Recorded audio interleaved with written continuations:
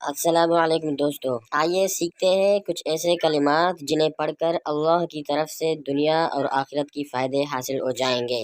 دوستو، اگر آپ نے میرے چینل کو سبسکرائب نہیں کیا ہے تو سبسکرائب کریں، لائک کمنٹ کریں اور بیل آئیکن کو ضرور دبائیں تاکہ ہر آنے والے نئی ویڈیو آپ تک آسانی سے پہنچ جائے۔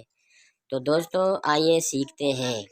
عظیم بشارتوں والے کلمات۔ رسول اللہ صلی اللہ علیہ وآلہ وسلم نے فرمایا، جو شخص صبح کے وقت 3 بار یہ کلمات پڑھ لیتا ہے، رضیت باللہ ربا وبالاسلام دینا وبمحمد صلی اللہ علیہ وسلم نبیا، رضیت باللہ ربا وبالاسلام دینا وبمحمد صلی اللہ علیہ وسلم نبیا۔ ترجمہ: میں اللہ کی رب ہونے پر، اسلام کے دین ہونے پر اور محمد صلی اللہ علیہ وسلم کی نبی ہونے پر راضی ہوں۔